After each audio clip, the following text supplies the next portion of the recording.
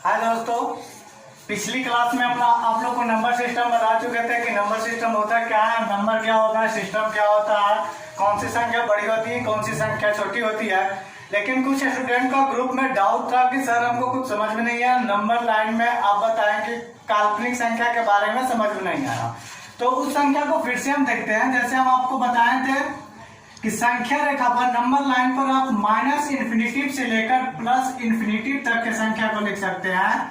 0 हो गया, 1 हो गया, 2 हो गया, 3 हो गया, 4 हो गया, 5 हो गया, dot dot dot plus infinitive तक। इधर minus infinitive, -1, -2, -3 dot dot dot minus infinitive तक। तो हम यहाँ तक बता चुके थे कि संख्या रेखा पर √2 को कैसे दर्शाया जाता है। जैसे √2 को दर्शाने के लिए आपको बोले थे कि किसी भी संख्या को अगर रूट में संख्या को दर्शाना है नंबर लाइन पर, उसके लिए आपको सबसे पहले समकोण त्रिभुज चाहिए और उस समकोण त्रिभुज को बनाने में आपको और जो AC जो होगा, जो आपका कर्ण होगा, √2 होना चाहिए। तो दोस्तों √2 कब आएगा? जैसे BC को आप 1 इकाई लीजिएगा, AB को 1 इकाई लीजिएगा, तो 1 का AC को निकालने के लिए AC का स्क्वायर बराबर क्या होगा? BC का स्क्वायर प्लस AB का स्क्वायर। अब यहाँ से 1 का स्क्वायर प्लस 1 का स्क्वायर, 1 का स्क्वायर मतलब 1 प्लस 1, तो क्या आ गया? 2 आ गया। लेकिन अगर यहाँ पे AC निकालते हैं तो क्या हो गया? √2। इसीलिए यहाँ से 1 तक 1 लिया, यहाँ तक ऐसे लिखते थे और यहाँ पे आपका समकोण त्रिभुज बार के लिए 1 हो गया, यहाँ से भी 1 हो गया, √2 आता था। और ऐसे आपको चाप ले लिए तो चाप की लंबाई होता था, √2 होता था। लेकिन संख्या रेखा पर हम -√2 को कैसे दर्शाएंगे, ये समझ में नहीं आया हम लोगों को। आप देखिए कि -√2 को संख्या रेखा पर कैसे दर्शाएंगे। तो अभी हम देखें कि अब मान लीजिए कि √2 को संख्या रेखा पर दर्शाना है, तो मान लीजिए कि इसको A लंबाई है और इसको B लंबाई है। तो अगर ये प्लस माइनस A रहे इसकी लंबाई, या इसकी लंबाई प्लस माइनस B रहे, तो अगर आप प्लस माइनस को प्लस का स्क्वायर करते हैं, प्लस A का स्क्वायर प्लस B का स्क्वायर करते हैं, तो प्लस A में गुना करेंगे A में तो A स्क्वायर आएगा, प्लस B में गुना करेंगे B से तो B स्क्वायर आएगा आपको। लेकिन यही अगर अंडर रूट में रहता तो आपको क्या आता? A square plus B square. लेकिन अगर -A का भी स्क्वायर कीजिएगा तो आपका A ही देगा और -A स्क्वायर ही देगा, और -B का भी स्क्वायर करेंगे तो B स्क्वायर ही देंगे। तो यहाँ से करने का अर्थ है, और इन दोनों का स्क्वायर जब करेंगे तो प्लस, जब भी आपका स्क्वायर आएगा तो A square plus B square ही आएगा। इसके पहले आपका माइनस कभी भी नहीं आ सकता। मतलब वैसी कोई आज तक संख्या का निर्माण ही नहीं हुआ है जिसको अंडर में माइनस हो। +2 हो सकता है, क्योंकि किसी भी संख्या को आप देख लीजिए, माइनस को भी स्क्वायर कीजिए, आप प्लस को स्क्वायर कीजिए, आपका हमेशा प्लस देगा। इसलिए आज तक कोई वैसा संख्या बना ही नहीं है कि √2 हो, माइनस में हो। इसीलिए इस संख्या को अभी हम जितना भी संख्या देखें, 2 संख्याओं देखें, तो इसलिए हम संख्या को 2 भागों में बांटते हैं कि पहला होता है रियल नंबर और दूसरा इमेजिनरी नंबर, मतलब वास्तविक संख्या और दूसरा काल्पनिक संख्या। √2 को हम संख्या रेखा पर सिर्फ इसको हम कल्पना कर सकते हैं, वास्तव में इसको हम नहीं लिख सकते हैं। इसलिए √2 जो होगा काल्पनिक संख्या होगा, और A 1 हो गया, 1 कौन सी संख्या होगा? तो वास्तविक संख्या होगा। 2 कौन सी संख्या होगा? वास्तविक संख्या होगा। 3.5 कौन सी संख्या होगा? तो वास्तविक संख्या होगा। -2 कौन हो गया? वास्तविक संख्या। -3 कौन सी संख्या? वास्तविक संख्या। लेकिन इमेजिनरी नंबर आपका हो गया कि -2 कौन सी, √-2 कौन सी संख्या हो गया, -√3 कौन सी संख्या होगा। तो ये सब जो जितने भी संख्या आएगा इमेजिनरी नंबर होगा। तो आज यहाँ पर आप लोग को डाउट खत्म हो गया पिछले क्लास होने में कि वास्तविक संख्या कौन होगा और काल्पनिक संख्या कौन होगा। अब हम आगे बढ़ते हैं। इसके बाद आप लोग को बता देंगे थे कि रियल नंबर किसको कहते हैं, और उसके बाद रियल नंबर के बाद कि वैसी संख्या जिसको हम संख्या रेखा पर दर्शा सकते हैं उसको हम रियल नंबर बोलेंगे, और वैसी संख्या जिसको संख्या रेखा पर नहीं दर्शा सकते हैं उसको हम लोग काल्पनिक नंबर बोलेंगे। इसके बाद आप लोग को पढ़ाए थे कि रेशनल नंबर क्या होता है, इरेशनल नंबर क्या होता है। तो रेशनल और इरेशनल तक हम लोग बात कर चुके थे। अब देखिए आप लोग, रेशनल नंबर मतलब परिमेय संख्या को दो भागों में बांटकर पढ़ेंगे। पहला डेसिमल और दूसरा इंटीजर। डेसिमल मतलब दशमलव और इंटीजर मतलब पूर्णांक। अब यहां से फिर से डेसिमल को हम लोग तीन भागों में बांट कर पढ़ेंगे। पहला टर्मिनेटिंग डेसिमल, दूसरा नॉन टर्मिनेटिंग बट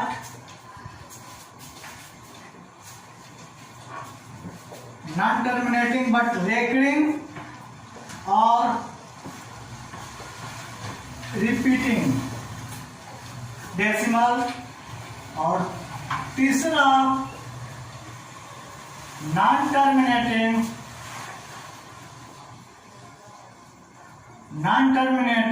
और नॉन रेकरिंग।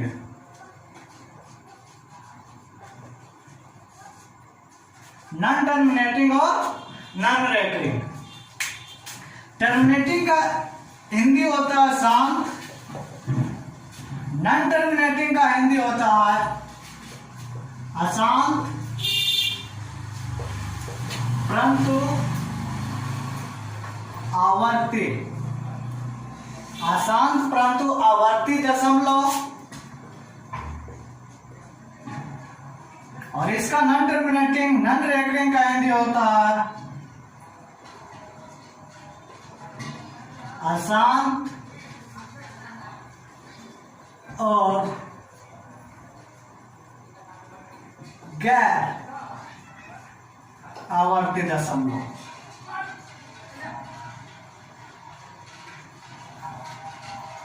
अब इसको हम लोग बारी बारी से पढ़ेंगे कि टर्मिनेटिंग क्या होगा, नॉन टर्मिनेटिंग क्या होगा, बट रेकरिंग क्या होगा, नॉन टर्मिनेटिंग और नॉन रेकरिंग क्या होगा।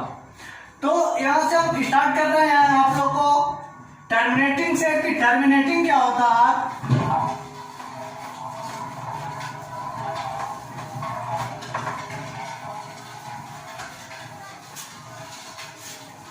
तो अब देखिए कि टर्मिनेटिंग क्या होगा।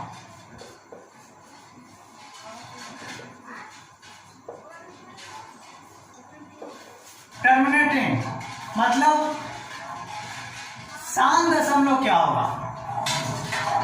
तो टर्मिनेटिंग आने का मतलब हुआ कि वैसी संख्या जो किसी न किसी टर्म के बाद किसी न किसी टर्म पर जाकर वो संख्या कट जाए उसको हम लोग टर्मिनेटिंग कहेंगे।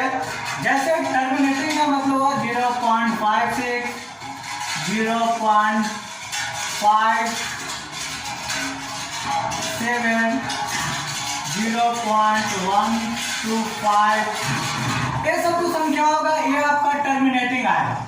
जैसे अगर किसी संख्या को 8 में 5 से भाग देते हैं तो मतलब किसी संख्या को अगर भाग देने के बाद वो संख्या पूरी तरीका से कट जाता है दशमलव के कहीं जाने के बाद, तो वो आपका शांत दशमलव में कल आएगा, उसको हम लोग टर्मिनेटिंग डेसिमल बोलेंगे। जैसे 5 को 1 मरतबा 5 लगा, 3 बचा 0, 1.6, 6 बचे 30। देखिए दशमलव 1 के बाद जाने के बाद ये संख्या क्या होगा, टर्मिनेट हो गया, मतलब यहाँ के जाने के बाद ये संख्या कट गया, इसीलिए 1.6 को भी क्या बोलेंगे, टर्मिनेटिंग बोलेंगे। उसी प्रकार 4 को 125 से भाग देंगे तो क्या आएगा, तो 4 तिहाई 12 कट गया 5, अब 0 1 मरतबे 3 चौको 12, ठीक है। 3 चौको 12 हो गया आपका, कट गया 5 उतरा, 5 को 1 मरतबे लगाएंगे। जैसे कोई संख्या हो लेते हैं, जैसे 12 को अगर किसी संख्या से भाग देना है,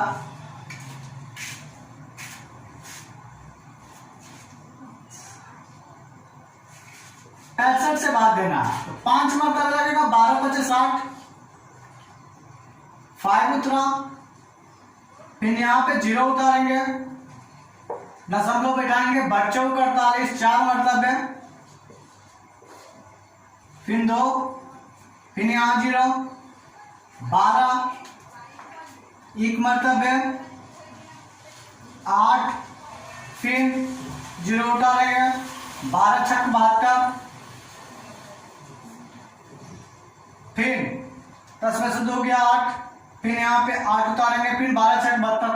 अब देखिए यहां से जो संख्या जो हो रहा है कटना स्टार्ट हो रहा है, तो इसको आप क्या लिख सकते हैं कि 0.516 के बाद ये संख्या जो होगा टर्मिनेटिंग संख्या नहीं कहलाएगा।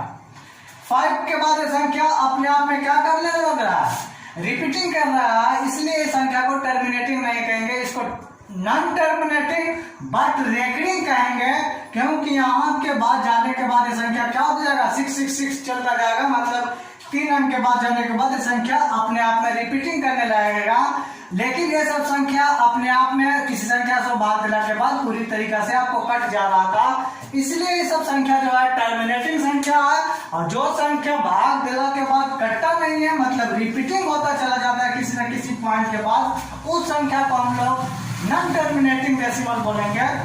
अब यहाँ पे और बात कर सकते हैं कि यहाँ पे 4/3, यहाँ पे इसको क्या p/q के रूप में लिख सकते हैं कि नहीं लिख सकते हैं, तो हाँ बिल्कुल p/q के रूप में लिख सकते हैं। 0.56 को आप क्या लिख सकते हैं, 56/100 लिख सकते हैं। 56/100 को 28 दूनी 56, 50, 14, 25, 14/22 को 25 लिख सकते हैं, इसलिए इसको p/q के रूप में लिख सकते हैं। इसीलिए इसको भी 57/100 लिख सकते हैं, 16/10 इसको भी लिख सकते हैं। इसीलिए ये सब जो टर्मिनेटिंग संख्या जो होगा, ये संख्या को हम लोग टर्मिनेट कर रहा है, उस संख्या को हम लोग p/q के रूप में लिख सकते हैं। इसीलिए टर्मिनेटिंग डेसिमल को हम लोग परिमेय संख्या भी बोलते हैं। तो आपको एग्जाम में पूछ सकता है कि कौन सी संख्या को परिमेय संख्या बोलते हैं, तो जो संख्या टर्मिनेटिंग होगा, जो दशमलव शांत होगा, उसको हम लोग परिमेय संख्या भी बोलेंगे। आगे बोलते हैं, अब हम लोग बढ़ते हैं, यहां तक आप लोग को समझ में आ गया होगा। अब इस पे बात करते हैं जो आपको बात देकर दिखाएं कि अब यहां पे non terminating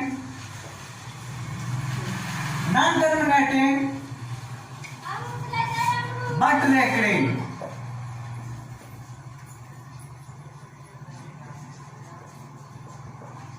non terminating but recurring पर बात कर रहे हैं कि वैसी संख्या, मतलब टर्मिनेटिंग, रेकरिंग या रिपीटिंग,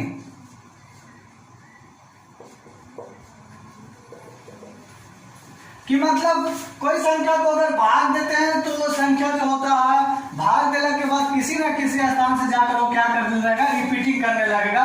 जैसे यहाँ पे हम आपको भाग दिए कितना से, 12 में 65 से भाग दे रहे, 65 में 12 से भाग दिए तो 12 × 5 = 60 हो गया, 5 आ गया, फिर 0 के बाद 12 × 5 = 60, फिर 0 के बाद 0 करके 1 देंगे, बच्चों को 48 हो गया, फिर यहाँ पे 2 हो गया, यहाँ पे 0 उतरे, फिर बच्चों को 48, इसके बाद 4, और फिर यहाँ पे 0 उतारे, फिर एक मरतबे कितना लगा, 8, फिर कितना, सॉरी 12, बचा 8, फिर यहाँ पे 18 होगा, फिर 12 छक्के 72, फिर यहाँ पे 2 बचा, फिर यहाँ पे 8 आएगा, फिर 12 छक्के 72, फिर यहाँ पे 8 आएगा, फिर 0, फिर 12 छक्के 72, ऐसे करके चलते चला जाएगा। इसलिए देखिए कि 5.141 के बाद ये संख्या जो हो रहा है रिपीटिंग हो रहा है, इसीलिए इसको बोलेंगे नॉन टर्मिनेटिंग। टर्मिनेटिंग भी नहीं है हैं, बट क्या है वो रेकरिंग है। मतलब इसको आप लिख सकते हैं कि 5.14 और 6 के पर बार। तो इस संख्या को ऐसे आप लिख सकते हैं, इसीलिए इस संख्या को हम लोग बोलते हैं कि नॉन टर्मिनेटिंग बट रेकरिंग। आसान दशमलव परंतु आवर्ती दशमलव। तो 65/12 लिखे थे, इस संख्या को ऐसे भाग देना था, तो ये भी पी है और ये क्या है, क्यू है। तो नॉन टर्मिनेटिंग बट रेकरिंग या रिपीटिंग को भी हम लोग क्या बोलेंगे, को भी हम लोग परिमेय संख्या बोलेंगे। क्यों बोलेंगे कि इसको भी हम किसके रूप में, इस संख्या को भी हम p/q के रूप में लिख सकते हैं, इसलिए इस संख्या को भी हम नॉन टर्मिनेटिंग बट रेकरिंग लिख सकते हैं। अब सवाल यहाँ पे उठता है कि इस संख्या ऐसे दिया हुआ रहेगा नॉन टर्मिनेटिंग बट रेकरिंग, और कौन कौन सी संख्या होगा। तो 0.3333 क्या हो रहा है, रिपीटिंग हो रहा है, इसलिए संख्या क्या है, परिमेय संख्या है। क्योंकि देखिए 10 में 3 से भाग देते हैं या 1 में 3 से भाग दीजिएगा, तो 0.309133 10 फिर 9, तो क्या होता जाएगा, रिपीटिंग होता जाएगा। तो 0.3 को लिख सकते हैं, इसलिए कौन सी संख्या है, नॉन टर्मिनेटिंग बट रेकरिंग या रिपीटिंग है। अब इस संख्या को सवाल उठता है कि अगर संख्या ऐसे करके दिया हुआ रहेगा तब इसको परिमेय संख्या के रूप में कैसे लिखेंगे। तो वही हम आपको दिखा रहे हैं कि उसको हम परिमेय संख्या के रूप में कैसे लिखेंगे। तो मान लीजिए कि 0.333 संख्या दिया हुआ है, इस संख्या को डॉट डॉट डॉट है, इसको हम p/q के रूप में कैसे लिखेंगे। तो इसको हम p/q के रूप में लिखने के लिए मान लेते हैं कि माना कि x बराबर 0.33333 इक्वेशन फर्स्ट मान लेते हैं। फिर दोनों तरफ 10 से गुना करने पर, दोनों से 10 से गुना करेंगे तो 10x plus 3.333 dot dot dot. अब यहाँ पे देखिए इक्वेशन में कि इसको आप क्या लिख सकते हैं कि 10x बराबर 3 प्लस 0.3333 डॉट डॉट लिख सकते हैं। अब देखिए कि 0.333 और यहाँ पे 0.33 बराबर क्या मान है, x मान है, तो इसके स्थान पर x लिख सकते हैं। तो हाँ जी बिल्कुल लिख सकते हैं। तो 10x बराबर 3 प्लस x, अब इस साइड में आएगा तो 10x माइनस x बराबर 3, यहाँ से 9x बराबर 3, यहाँ से x बराबर 3/9, यहाँ से आपका निकल के आए x बराबर 1/3। अब अगली कोई संख्या रहेगा कि ऐसे तो लिखने के लिए लिख सकते हैं। अब इस संख्या को और दूसरी संख्या है उसको p/q के रूप में मान लीजिए कि लिखना होगा। मान लीजिए कि 0.65 और 555 ऐसा करके लिखा गया है। तो इस अब देखिए यहाँ तक, लेकिन इसको हम शॉर्ट मेथड से कैसे बनाएंगे। तो शॉर्ट मेथड से बनाने के लिए इसको हम क्या करते हैं कि 0.3 को बाद को अगर हमको इसको p/q के रूप में लिखना है तो लिखेंगे, जितना पर रेकरिंग रहेगा उतना 9 नीचे में लिखेंगे और वो संख्या को लिखेंगे। तो 1 पर रेकरिंग है, इसलिए 3 क्या हो गया, 9 हो गया।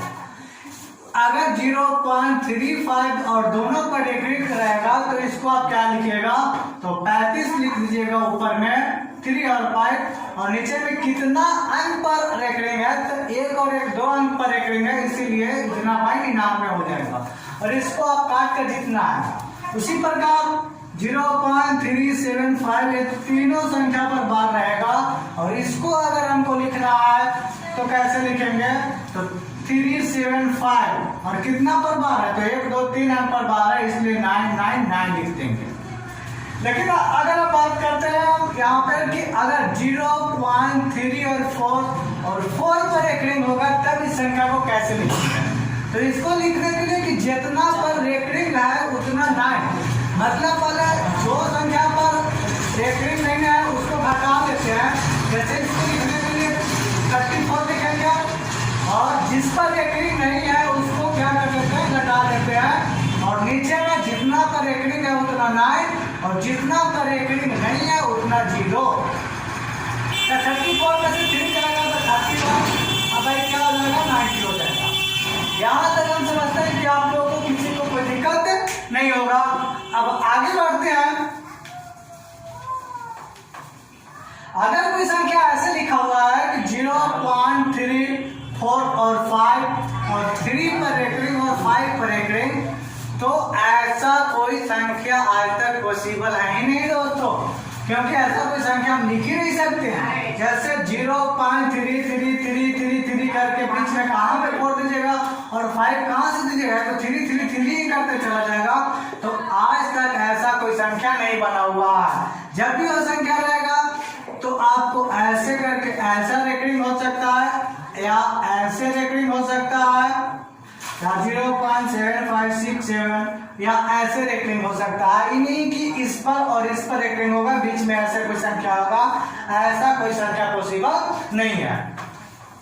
तो अब इसको लिखने के लिए कि 0.357 और 7 पर रेकरिंग होगा, तब इस संख्या को कैसे लिखेंगे, तो 357 और कितना पर रेकरिंग नहीं है, तो 2 पर रेकरिंग नहीं है, 1 और 1 2 पर, 3 और 5 पर रेकरिंग नहीं है, तो 3 और 5 माइनस कितना पर रेकरिंग है, तो 1 पर रेकरिंग है तो 1, कितना पर रेकरिंग नहीं है, तो 2 पर रेकरिंग नहीं है, इसलिए 00।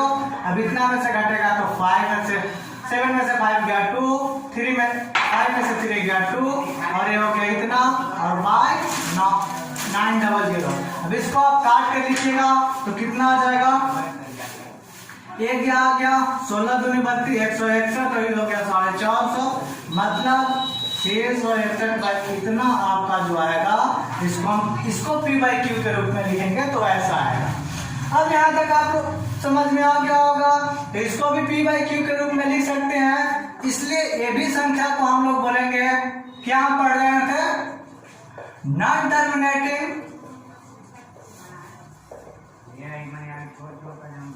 टर्मिनेटिंग बट रेकरिंग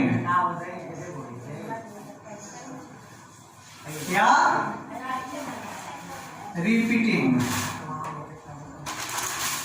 रिपीट कर रहा है तो इसको हम लोग ऐसे करके लिख सकते हैं, रिपीट कर रहा है इसलिए इसको बोल सकते हैं, इसको P/Q के रूप में लिख सकते हैं, इसलिए इसे भी हम लोग परिमेय संख्या कह सकते हैं। अब तीसरा आता है आपको 3 भागों में बांटे थे। अब non terminating non recurring, non terminating non recurring,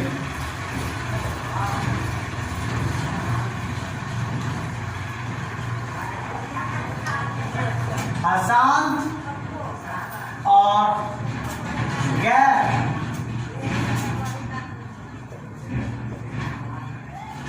आवर्ती दशमलव। आसान तो गैर आवर्ती का मतलब कि वो संख्या रिपीट करेगा नहीं, मतलब नॉन रिपीटिंग किसी न किसी आसान को ज्यादा वो कभी घट में नहीं करेगा। जैसे 0.1000 10000 डॉट ऐसे करके वो संख्या चला जाएगा। 0.3576798 डॉट करता चला जाएगा।